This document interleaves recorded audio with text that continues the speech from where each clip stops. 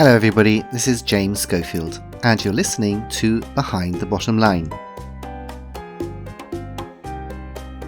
Here we are on episode 2 of season 7, and just before I get into the story, I wanted to tell you that you can read the transcript of today's story, Angela's Trumpet, in the show notes on my website. Just go to behindthebottomline.com, that's all one word.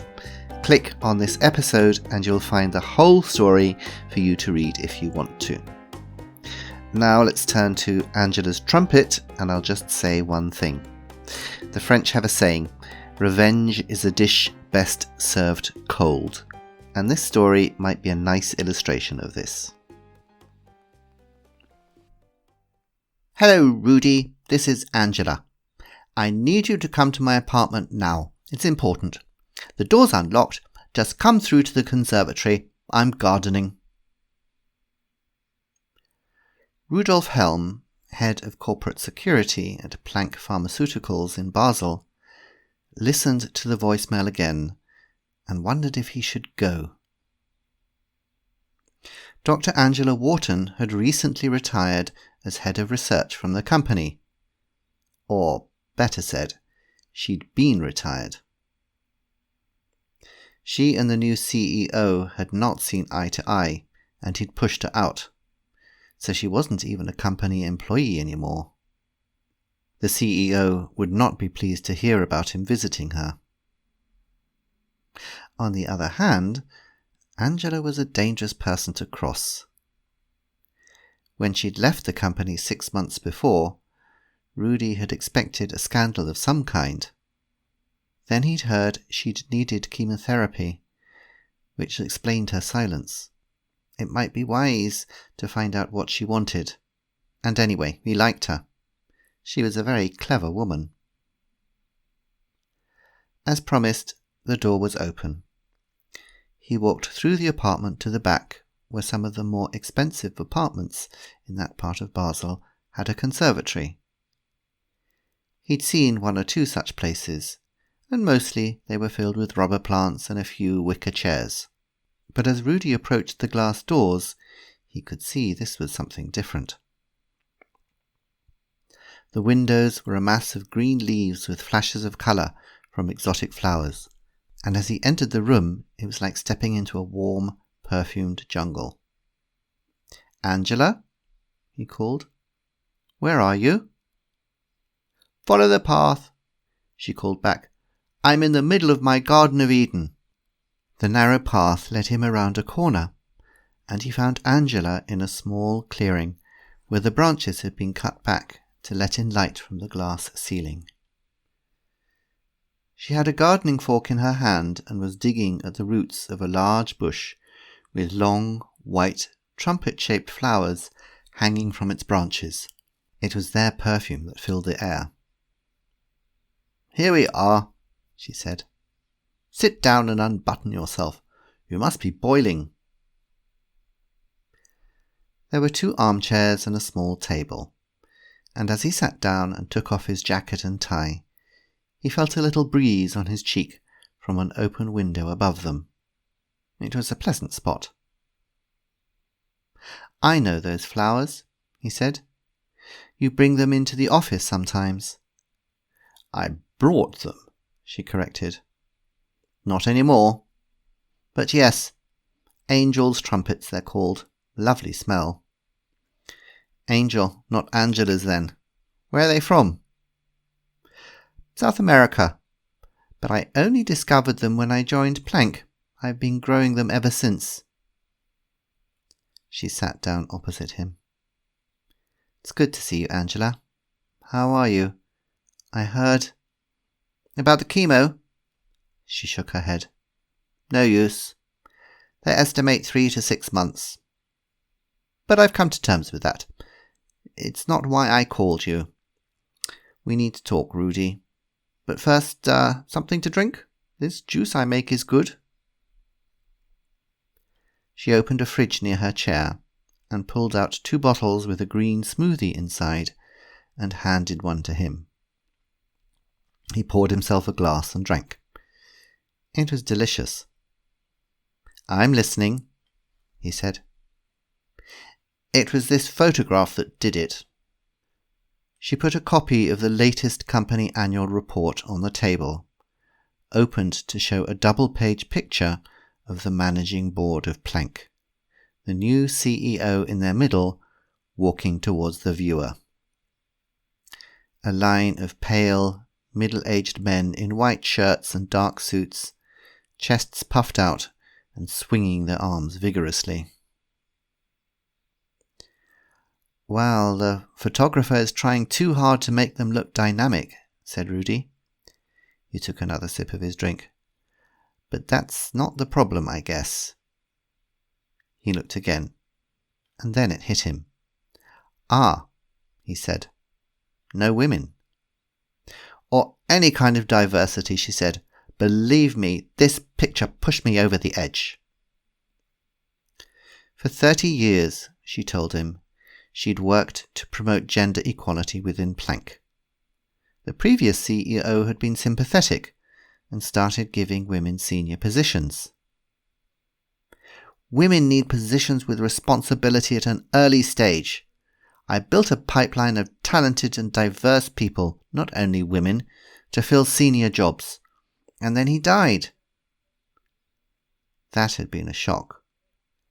A car accident on a Sunday morning on the way to church, and her mentor was gone. So was Angela's pipeline. "All my stars left when they saw what the new CEO was like. He has no talent himself, and he doesn't like talent around him. It's the bland leading the bland. And it's not just Planck. Only 29% of companies in Europe have women in senior management. Somebody has to do something." Rudy relaxed a little. He knew what to do now. He would nod sympathetically, say it was awful, and let Angela blow off steam. He reached for his drink again, but to his surprise knocked it over. "Sorry," he said. "So clumsy." He stopped. His tongue felt thick in his mouth. "Relax," Angela said.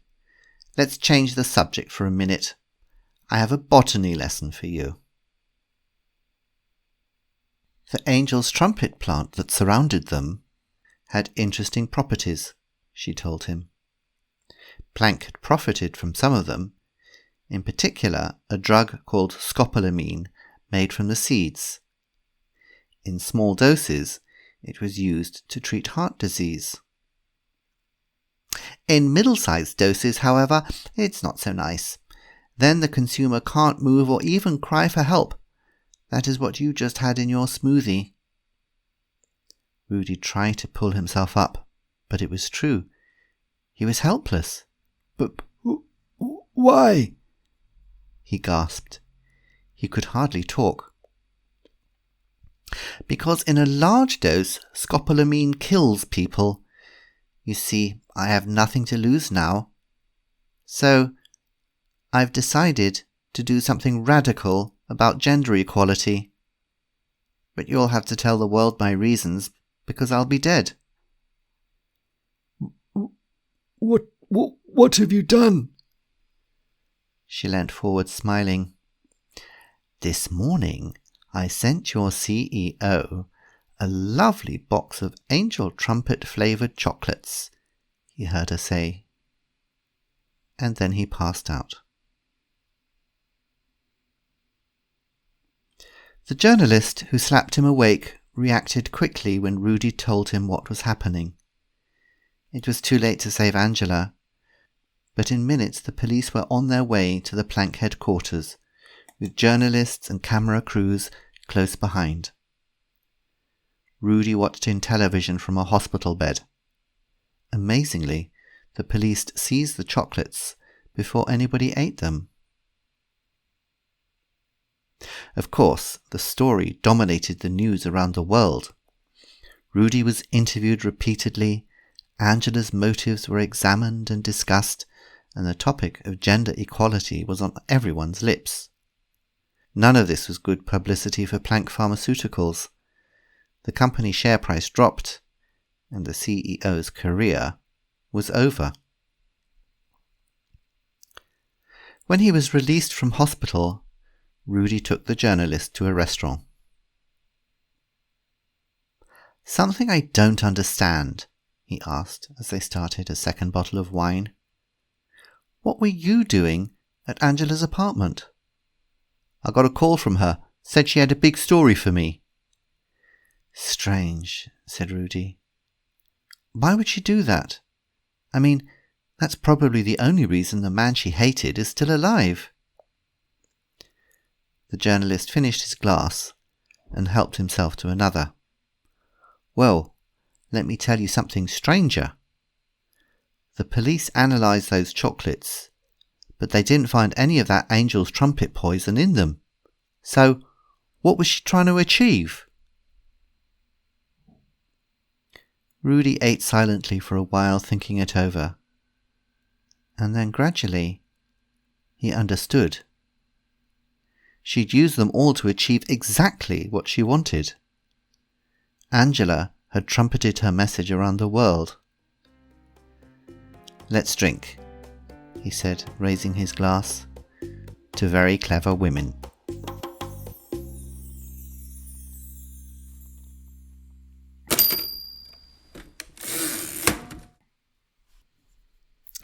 Angela's Trumpet was published in Business Spotlight in 2019, and it was inspired by a picture that I saw on LinkedIn.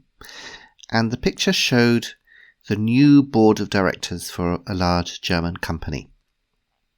And as in the story itself, it showed a group of white middle-aged men all dressed in nearly identical grey suits with no ties, all trying to stride purposefully towards the camera to show how energetic and dynamic and youthful they were. And I remember looking at the picture and thinking, God, if I was a woman, how angry would that make me if I was working for this company and this was supposed to be representative of my company? And then I started thinking, is it too difficult to imagine somebody becoming so incensed that they would actually risk some sort of terrorist attack on a group of directors like that? Well, I could kind of imagine it. I could imagine if I was a woman feeling that angry about something like that. And then I started thinking, well, I wonder why it's never happened. And then, well, of course, there are always the consequences. And generally speaking, we're too sensible to actually want to do something outrageous and face the consequences. And then the idea came to me, but supposing you had a character who had nothing to lose, would maybe she be prepared to do something dramatic in order to make a point? So I speculated along these lines for a while. And first of all, I was going to have Angela wipe out the entire board of directors with her poisoned chocolates. But then I thought, well, the trouble is, if she did that, then what would happen is there would be a ferocious backlash against feminism, and it would actually put the cause back by many, many years. So I thought, rather than have her kill everybody, she would just highlight the issue in a way that they couldn't attempt to deny.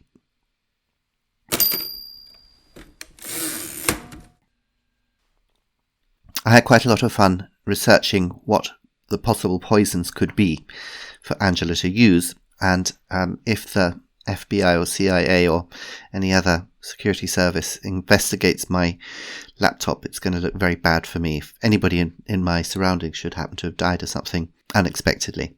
But it's really quite fascinating how many plants are out there which can kill us.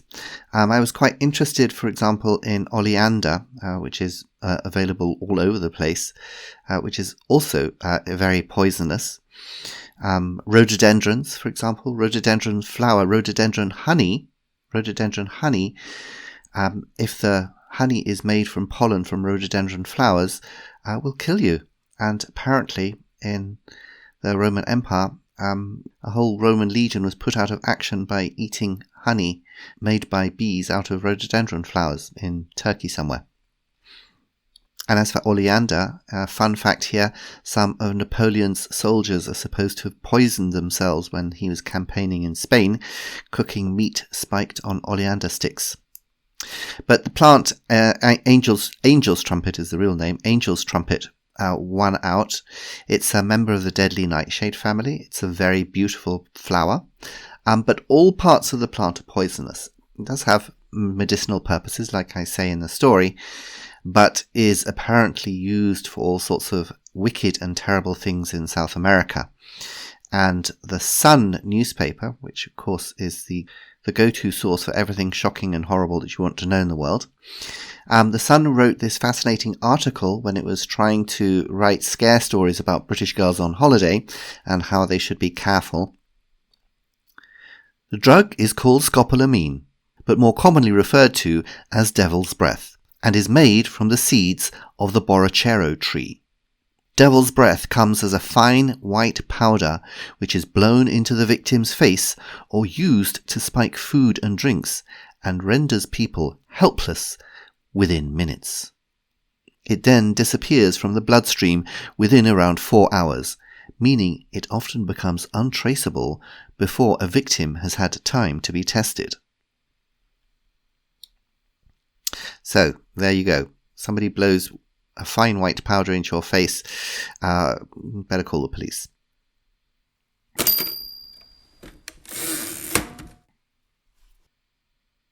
The conservatory that Angela has in her flat has always been something of a fantasy of mine, ever since I saw the film Green Card with Andy McDowell and Gerard Depardieu in it. I always wanted to have a huge indoor conservatory like that.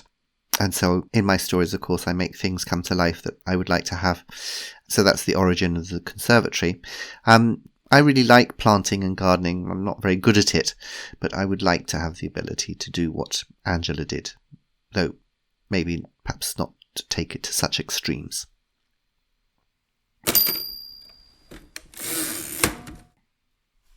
The character of Rudolf Helm, head of security at Planck Pharmaceuticals, was sort of inspired by a very charming head of security I once met. And when I told him that I was writing a story and that he was a side character in it, I think he was worried that he was going to be made into the bad guy. Head of security is always the bad guy, he told me. So I sent him the story when I'd written it, and I think he was surprised and pleased to find that he was actually the good guy in my story. And so if there are any other heads of security out there, I hope you feel reassured. We like you really.